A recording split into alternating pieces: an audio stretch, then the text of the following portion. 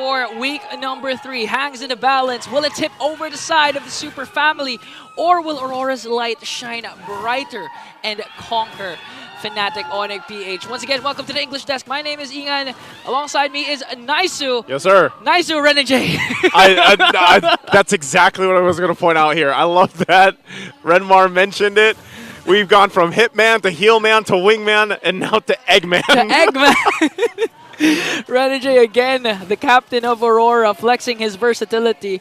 And I don't know if you remember, but a while ago, during his interview, he said that it's hard to be a captain because at the end of the day, these are your friends that you have to discipline, you have to command. Yeah. So again, still, Renegade is showing that he's capable of leading Aurora, but will he be able to lead them towards a game to win, looking for a sweep against FNATIC? And off the draft alone, it's a great draft. Bruno, Diggy here to deal with a lot of the, obviously, crowd control that's going to be thrown at them. We'll see if it's enough, though. Kirk's going to take quite a bit of damage himself here. Could be a first blood. Flicker comes in, too. Demon Kite will be able to get away from that. So Brusco a little bit too late to the party, and now Edward taking the brunt of the damage. This could just be a revenge kill here. Edward, is he going to be able to gallop on away? No, he gets clawed down by King Kong. That was enough time bought here for the side of Aurora, because right now, Renegade, you know this strategy. Whenever you're up against a Diggy, just expect the Diggy to stay in the gold lane. Make sure that Doming has a good time. And even without the Diggy, Bruno is one of those marksmen that can really be self-sufficient. Doesn't need a lot of support coming in from your teammates. But with this Diggy, you can actually say that Doming's really going to dominate if ever Brusco doesn't catch these two teams off guard. That's the thing, if you recall here, this first turtle is going to be secured easily here for FNATIC ONIC, but... So does that mean they're going to win? I don't know. How the last game went, man. It's now 12 of 17, Naisu. It's a coin flip. It's a coin flip still. Okay. But Domang on the Bruno, when he played in his first season, this was a hero that he brought out, and I can't remember exactly if that was what gave him the Domang Nation call, at least on the English desk. Before, hold on, final slash into an implosion. Wow, Domang, as I was just talking about him, gets decimated out of here. Okay, so this time FNATIC ONIC, their main agenda is really to provide a vision for their damage dealers. Again, as much as possible, you want to go and gank those lanes that Renegade isn't present, or at least Renegade is a couple blocks away. And in that case, they were able to get Doming. They forced out the flicker. That's okay for their side. But this is what you want if you're going up against Doming. That is the most patient, one of the most patient gold laners in the whole tournament now. And if you want to beat out his patience, his micro mechanics, his macro mechanics, you have to give him a hard time early on in the game.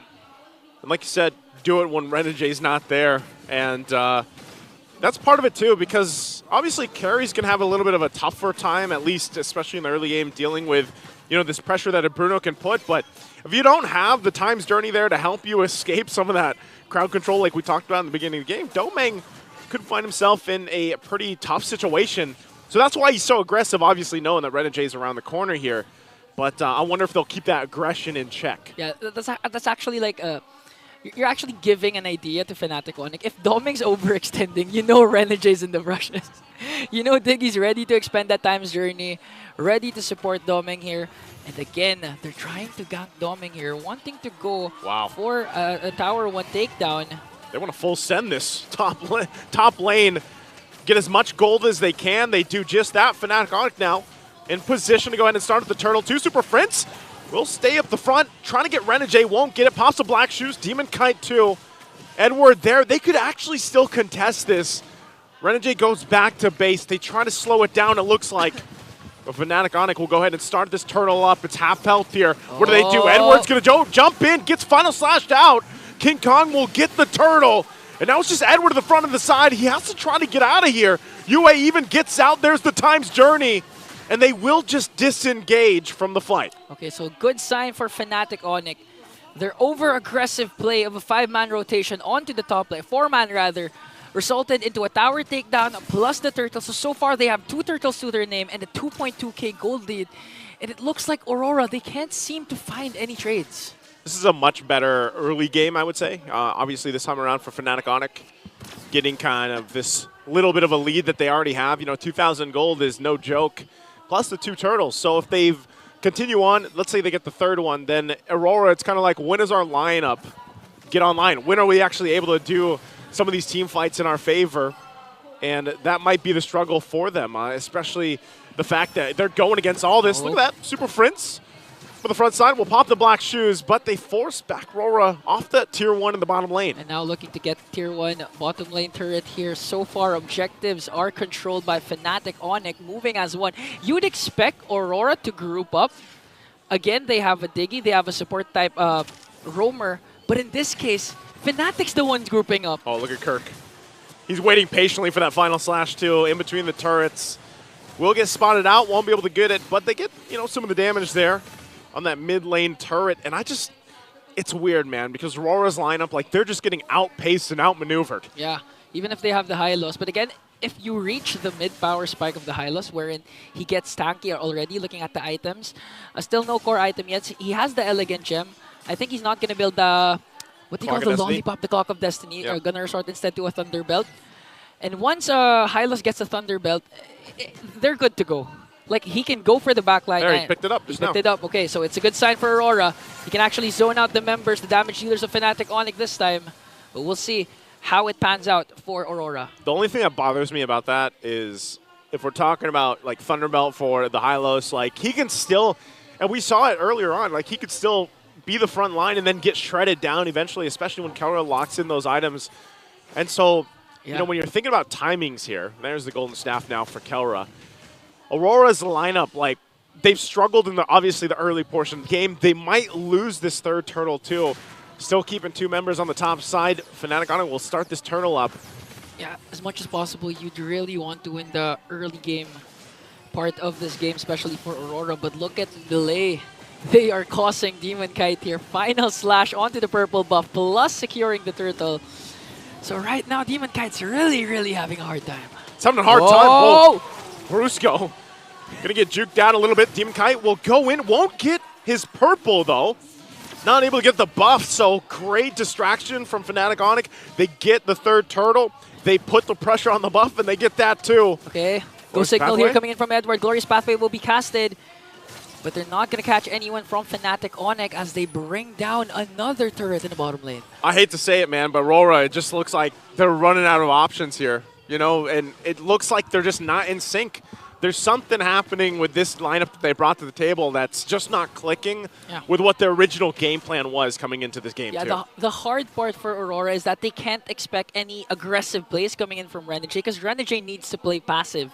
He needs to be able to cast that Time's Journey right on time, especially if the Implosion is there. So the initiations will mainly come from Edward or even Yue, which so far is hard for them, because even if Edward manages to go for the backline, the damage, as you mentioned, coming in from Kelra and King Kong is there. Yeah. It's going to get to a point where, like, I always like to say this with the gold laners, and Kelra's having that. He's having the gold lane experience. You know, Domeng was able to put at least that turret down top side, but Kelra's just farming out of his mind. King Kong also picking up a Thunderbelt at this point. You know, and that's why they continue to assault these turrets. They'll knock it down a little bit, get about half the health down in the turrets, and then just kind of rotate together. And, you know, so far it's unanswered. Yeah, playing like a family at this point. Playing like a family, 5-man rotation after 5-man rotation. Concealed from Brusco. Seal once again. Can be casted here. He has the flicker in how many seconds? 20 seconds. But, you know, I'd like to point out that FNATIC ONIC, in the hands of Super Prince, they have the Lilia. So even if Aurora manages to extend the game into the late game, they're gonna have a hard time beating down FNATIC ONIC. We've seen this during game number 1 with our game MVP Yue, using the Lilia with a spectacular defense of a lifetime, resorting to a mid lane push for Aurora. Really tough too, because as you were just pointing it out, Super Prince picks up the Ice Queen wand. That's going to be tough here already. Takes a couple shots from Demon Kite, trying to get the black shoes on, but he's very disciplined. Won't pop it just yet. Brusco also half health. There's the Glorious Pathway. They're going to fight for the Lord here. Demon Kite has the shadow kill, but Super Prince will secure the Lord for them. And now still collapsing down. Kirk's going to be taken out. Super Prince already popped in. Domeng flickers in aggressively and will pick up the kill as 3 are down. for FNATIC ONIC Philippines, but the Lord already secured for them as well. In that situation, Aurora's happy. They were able to pick off 3 members, evade potential deaths. They lost the Lord, but with the situation, they're easily going to burst down that Lord. Do you think that was worth it? For me, it was, because instead of just letting go of the Lord for FNATIC ONIC, you at least have a chance of not letting your inhibitor turrets be taken down. And with the lead FNATIC ONIC established, rest assured, you can really expect FNATIC to burst down at least an inhibitor if that clash didn't happen. At this point, especially after what we saw from Game 1, even with that lead that we saw earlier, anything can happen with these two teams. They're going to deal with the Lord really quickly, so RORA clearing out the lanes, trying to keep up as many turrets as they can, but still the pressure here in the mid lane. Of course, Pathway going to be dropped down. The final slash to take Edward out of the picture. Domeng! Kelra will be able to pick up a kill, and now the damage is there as they look for more in the mid lane. A double for Kelra. And they're going to get the tier 2 turret. And now to look for these holy shields on the base turrets. Gold Standard once again flexing against the next standard as he takes him down. Plus the inhibitor turret is going to fall down here for FNATIC ONIC. Oh, man. The base is open. Look at Brusco! Brusco jumps in and he just gives the call. Focus on the base turret. We want to get